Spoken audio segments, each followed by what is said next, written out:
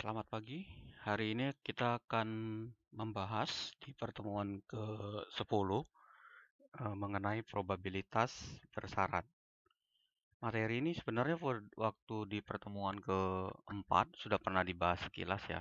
Nah, kita akan lihat lebih mendalam eh, sebenarnya apa yang dimaksud dengan probabilitas bersyarat dan beberapa contohnya ya nanti.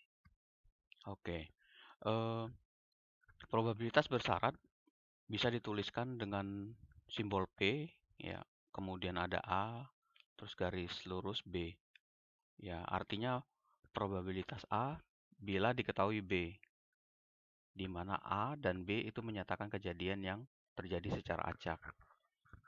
Nah, eh, probabilitas bersyarat ini ya bisa kita hitung dengan menggunakan aturan seperti ini, ya.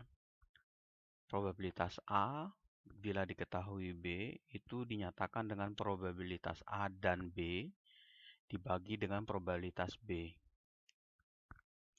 di mana nilai probabilitas A dan B ini yang menyatakan probabilitas bersama antara A dan B. Sedangkan probabilitas B itu adalah probabilitas dari kejadian B. Ya, ini contoh definisi ya yang di awal bahwa kejadian bersyarat ini ya dikatakan kalau misalkan peluang kejadian A terjadi, berapa sih nilainya kalau kejadian B itu sudah terjadi lebih dahulu. Nah, ini yang kita sebut ada syaratnya. Jadi syarat A ini akan dihitung berapa nilainya kalau B-nya sudah diketahui. Ya, jadi B terjadi terlebih dahulu dibandingkan A. Kemudian kita lihat contohnya misalnya. Katakanlah yang suka game nih, ya. Kita ambil sampel 2 game. Yang pertama eFootball PES 2020 dan Rise of Kingdom Lost Crusade ya. Ada 100 responden yang kita gunakan. Dari 100 responden itu 20 orang menyatakan bahwa dia menyukai kedua game itu. 50 orang menyatakan dia hanya suka Football Fest. Ya, 20-nya hanya menyukai game Rise of Kingdom, sedangkan 10-nya tidak menyukai keduanya. Nah, jika soal ini kita petahkan ke dalam tabel, maka kita akan dapat informasi seperti ini.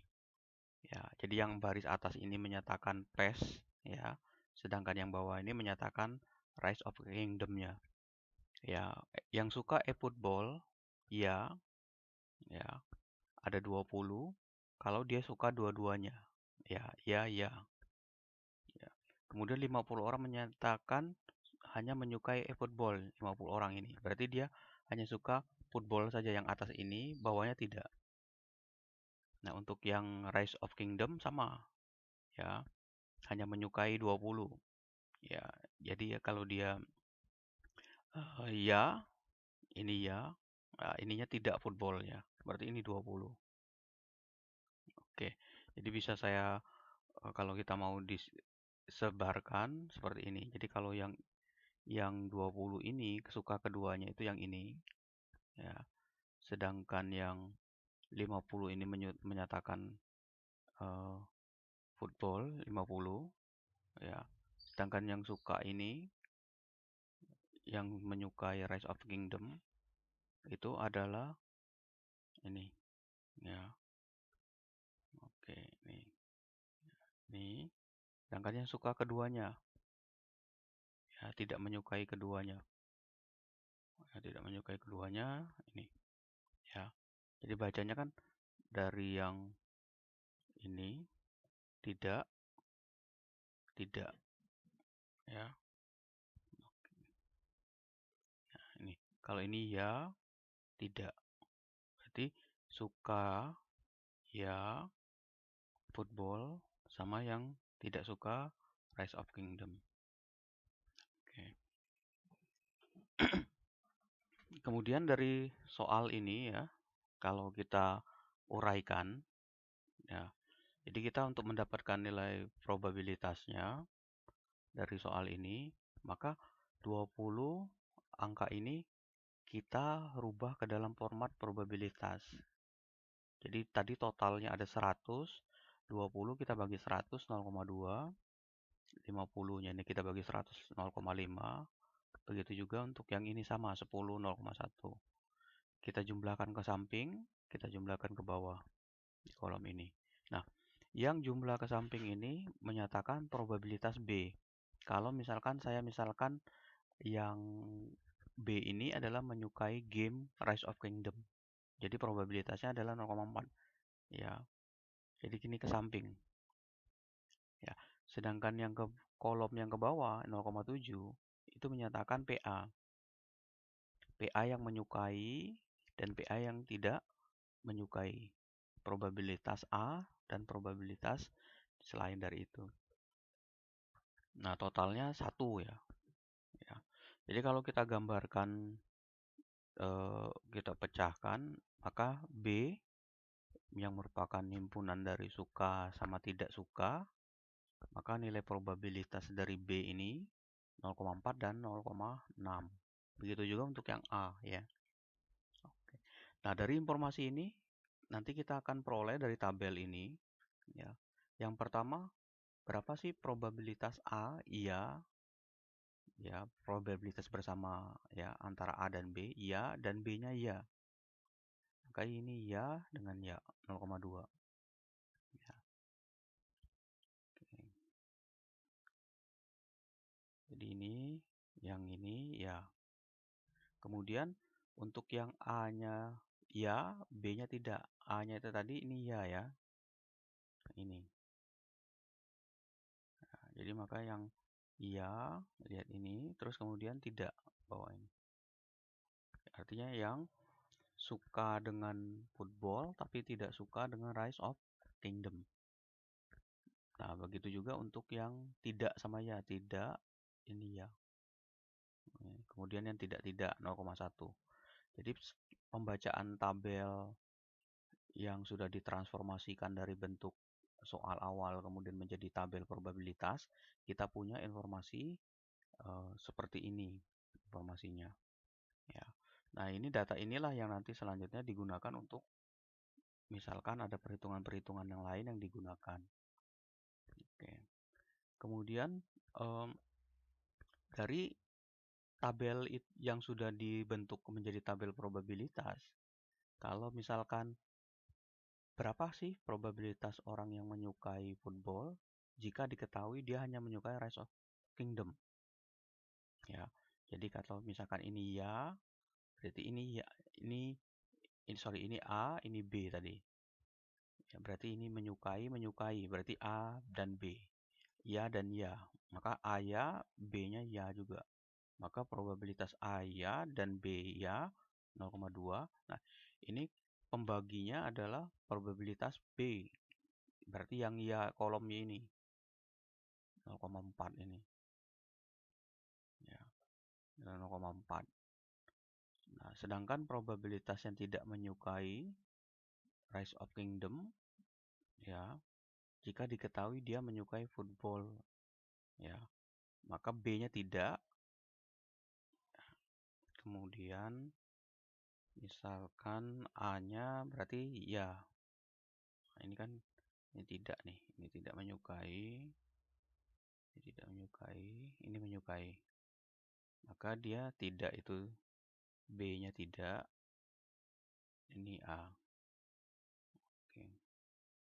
Nah, ini perhitungan probabilitasnya berarti probabilitas dari A ya, B tidak. Berarti A iya, A-nya ini ya, ini A ya. Ya, terus B-nya tidak, B-nya ke bawah tidak. Nah, ini berarti ketemu di angka 0,5. Oke. Nah, karena dia pembagi diketahui tidak menyukai, ya, yang diketahui probabilitas orang tidak menyukai B, jika diketahui dia menyukai, maka yang menyukai ini menjadi total ininya. Ya, maka pembaginya adalah 0,7. Nah, kalau soal yang pertama tadi, kalau iya, ini ya, oke, iya, berarti 0,2. Nah, Jika dia diketahui menyukai berarti kan ini 0,4 baginya. Jadi hati-hati dengan pembagi di bawahnya. Ya. Oke.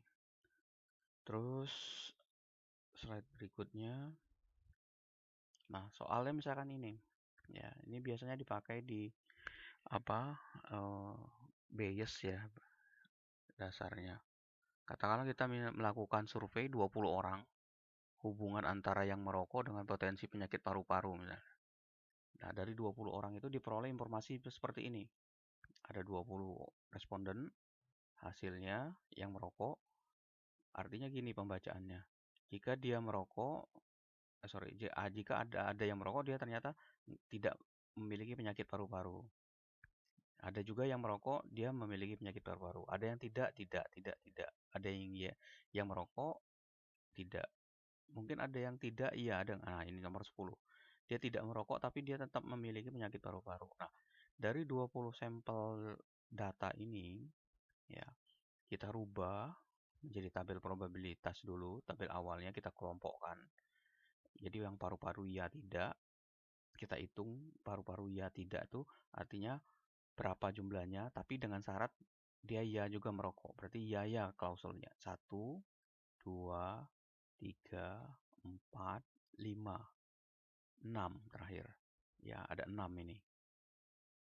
Begitu juga yang paru-paru tidak, merokok iya. Berarti tidak iya. Tidak iya itu kita lihat sini. Tidaknya dilihat. Oke, 1. Terus kemudian 2. Ya. Terus kemudian apa lagi nih? Ada lagi? Nah, katakanlah, kebalik ya, yang merokok. Iya tidak berarti. Ya, ini rokoknya di atas. Ya tidak 1, kemudian 2, 3, 4, 5. Ya, ini 5 datanya. Ya, nah begitu juga untuk yang tidak merokok dan tidak memiliki penyakit paru-paru. Nah, hasil ini kemudian kita transformasi menjadi tabel probabilitas. Nah, pembaginya berapa? Pembaginya adalah 20. Ya, pembaginya 20. Maka 20 ini menjadi pembagi terhadap data ini. Mereka 6 dibagi 20, 0,3. 5 dibagi 20 itu 0,25. 2 dibagi 20, 0,1. Begitu juga untuk yang 7 per 20. Ini dijumlahkan berdasarkan kolom, dijumlahkan berdasarkan baris. Dapat ini totalnya. Yang atas, yang kolom akhir, menyatakan probabilitas A. Ya. Ya. Misalkan A ini kita anggap sebagai yang memiliki penyakit paru-paru, sedangkan B itu yang merokok. Nah, dari informasi ini, maka probabilitas yang menderita penyakit paru-paru adalah ya 0,4 sama 0,6 ini. Sedangkan yang merokok 0,5, 0,45. Nah, misalkan dari tabel ini ada pertanyaan, berapa sih probabilitas menderita penyakit paru-paru bila diketahui dia merokok? Maka penyakit paru-paru itu simbolnya adalah A, penyakit yang merokok adalah B, maka iya dengan iya. Maka iya tadi itu kan adalah 0,3. Nah, karena dia merokok, maka pembaginya adalah yang 0,55 ini. Peluang B ini, probabilitas B. Oke, didapat hasilnya 0,54. Artinya dari seluruh 20 sampel data ini, sekitar 54%-nya seperti ini dia, menderita penyakit paru kalau dia ketahui merokok. Jadi perokok ini rata-rata 54,5%-nya memiliki penyakit paru-paru. Nah, ini informasinya ya. Nah, kalau misalkan kita buat pakai Excel, misalkan saya buat ini. Nah, ini ya. Oke, saya buat pakai Excel. Nah, ini saya sampel datanya, katakanlah seperti ini ya. Ini jumlahnya belum tidak sesuai ini. Nah, saya buat pakai random. Jadi ini saya random. Ya, ini fungsi ini. Oke, saya buat random pakai fungsi random. nilainya antara 1 dan 2. Jadi random between itu merandom nilai antara 1 sampai 2. Jadi kalau saya tulis misalkan ini ya. Misalkan ini random between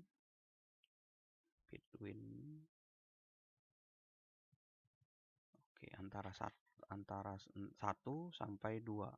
Nanti yang keluar adalah nilai 1 dan 2. Ya, tidak ada nilai yang lain nih, misalkan saya besarkan. Jadi kalau saya random nilainya 1 2. Tuh, 1 2. Tapi kalau saya ganti randomnya bilangannya antara 1 sampai 20, berarti bilangan-bilangan antara 1 sampai 20. Tuh. Oke. Nah, bilangan random ini tadi yang antara 1 2 itu saya buatin codingnya, pengkodingan antara. Jadi kalau dia merokok itu kalau 1 nilainya, ini saya copy ya. Kalau dia nilainya 1, iya. Kalau nilai di sini 1 tuh iya, kalau dia selain itu tidak. Nah, ini nanti saya copy ke sini. Ya, jadi ketika kita random, nah, kita punya kombinasi 20 data yang berbeda. Jadi saya bedakan dengan soal ini tadi, ya. Nah, ini buat menghitungnya. Ya, saya buat ini menghitung berbeda, terjadi perbedaan. Ya, jadi tidak. Ya. Oke, dia sesuai dengan nilai random yang ada di sini. Artinya kalau dia 1 2 ya tidak. Kalau 1 1 ya ya, tidak 1 ya tidak, seperti itu. Terus kemudian 2 1 tidak ya. Nah, ini mengkombinasikan antara ya dengan tidak dengan menggunakan fungsi random between, ya. Nah, kemudian saya jumlahkan. Saya jumlahkan angkanya, berapa sih yang merokok iya, paru-paru iya. Ya. Nah, angka ini saya hitung dengan cara menggunakan fungsi countif. Ya. Ya, countif. Ya. Ya, ya, ya, ada berapa di sini? Ya, dengan countif s. Ya. Jadi menghitung karena di sini harusnya 2. Artinya kalau iya ada berapa? Ya, iya ada berapa? Artinya 2 kombinasi ini harus sama. Jadi tidak bisa hanya salah satu. Jadi kan kalau kita lihat kan yang merokok iya, berarti yang paru-paru iya. Berarti yang merokok tidak, ini berarti ini cari yang kalau yang ini cari yang tidak iya. Nah, sekarang kita lihat. Misalkan ini saya ulangi dulu, saya acak ulang dulu ya.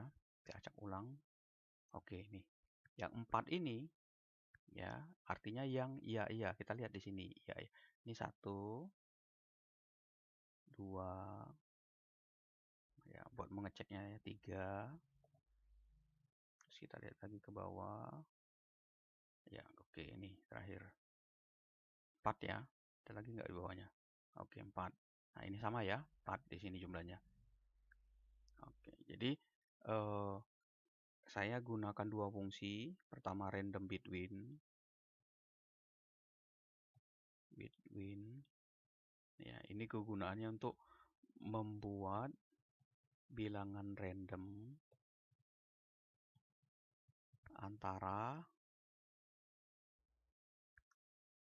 di antara dua bilangan.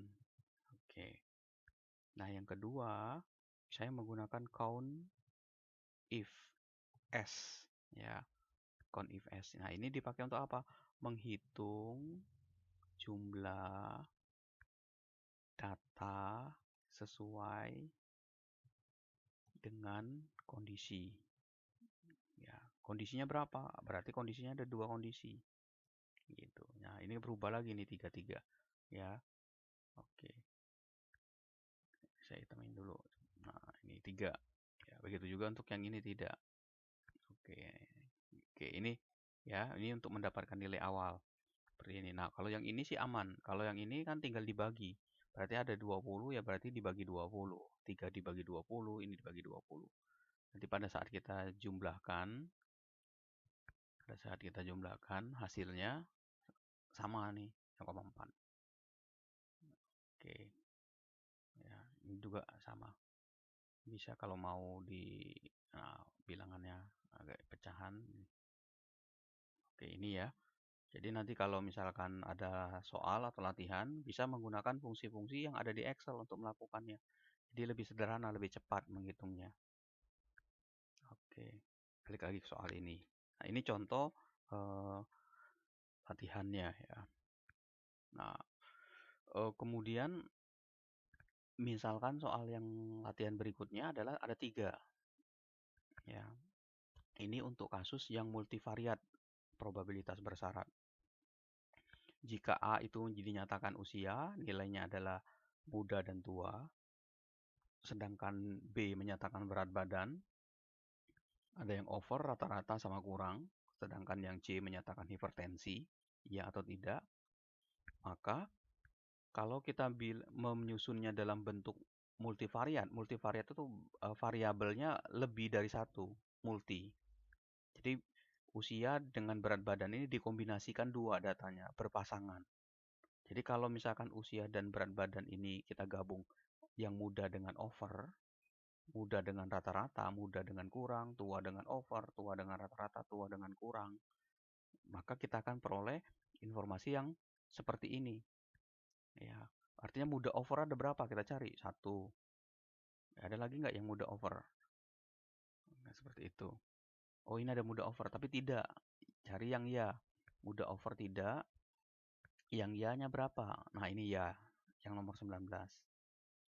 Ya, jadi bisa dengan menggunakan ini. Jadi, kalian bisa hitung ini. Artinya yang muda over ya berapa nilainya di sini? Yang muda rata-rata berapa? Nanti tinggal dijumlahkan ke samping, totalnya harus 20.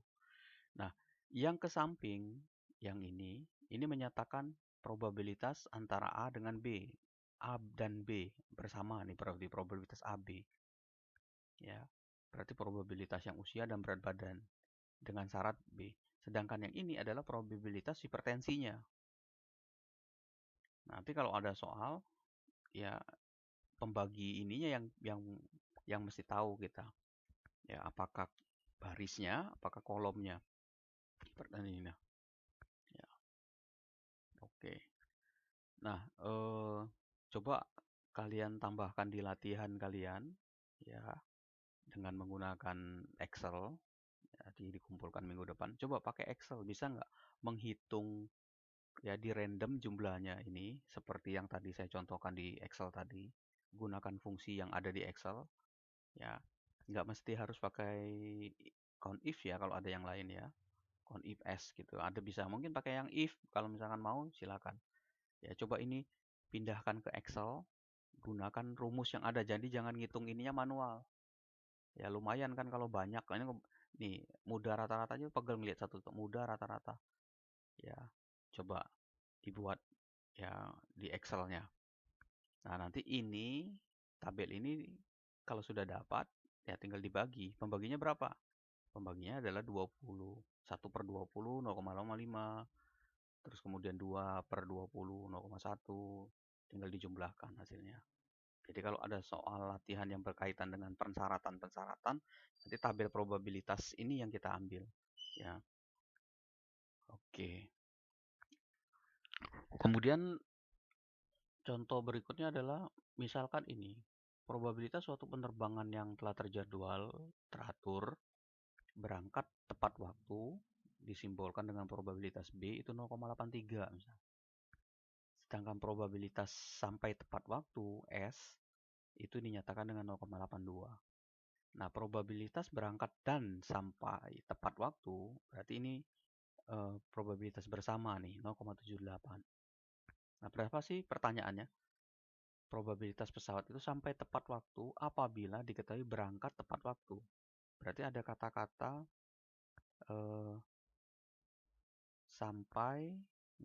sampai tepat waktu apabila diketahui berangkat tepat waktu. Berarti probabilitas bersyarat. Ya. Nah, yang simbolnya tadi teratur berangkat tepat waktu dan sampai tepat waktu. Ya, ini berangkatnya, ini sampainya. Ya. Jadi kalau misalkan tepat waktu sampai tepat waktu berarti S. Berarti berapa sih probabilitas S apabila diketahui berangkat tepat waktu? Berarti S, probabilitas S jika diketahui B. Ya. Nah, maka rumusnya probabilitas B dan S, probabilitas bersama ini, dibagi dengan probabilitas berangkatnya. Ya, karena kan diketahui kan berangkat tepat waktu yang menjadi syarat ini. Nah, ini dapat 0,78, sedangkan pembaginya adalah 0,83. Oke. Nah, kemudian kalau probabilitas pesawat berangkat tepat waktu apabila diketahui sampai tepat waktu. Berangkat B sampai S. Maka probabilitas B gabungan S dibagi dengan sampai tepat waktu, probabilitas sampai tepat waktu. Maka S 0,78 bagi 0,82 dapat 0,95. Oke. Itu ya. Nah, ini latihan-latihan yang terkait dengan probabilitas bersyarat. Oke. Nah, ini terakhir ada latihan ya yang dikerjakan oleh kalian, dikumpulkan. Jadi ada dua ya. Yang pertama tadi terpindahkan ini ke Excel dengan menggunakan rumus Excel untuk menghitung ini. Ya, terserah sih, nggak mesti sama dengan yang saya sampaikan tadi di slide sebelumnya. Terus itu yang pertama. Yang kedua, soalnya ini ya, pakai Excel saja ya. Kalau yang ini tadi boleh di random ininya, nggak mesti harus sama. Ya, bisa di random. Nanti dihitungnya berbeda-beda. Setiap orang kan pasti berbeda kalau random. Terus kemudian yang kedua ini hitung, ada dua. Ya, seperti itu. Oke, sampai sini ya. Nah, untuk yang pertemuan sebelumnya saya sempat sampaikan mengenai implementasi ke program. Nanti kita sekalian ya. Kita habisin dulu beberapa materi, nanti kita coba implementasikan. Yang kemarin itu materi tentang ekspektasi itu urgent, penting sekali, sering dilupakan dan banyak dipakai di program. Yang ini lebih lagi. Kalau ada yang nanti ngambil project atau skripsi, topik yang seperti ini akan banyak. Kalau kalian nonton video saya yang proses bimbingan, ya mahasiswa SI, ada yang menggunakan metode Bayes. Bayes itu probabilitas bersyarat. Ya, itu salah satu dasarnya ini. Ya, tolong dipahami dan implementasinya banyak ini.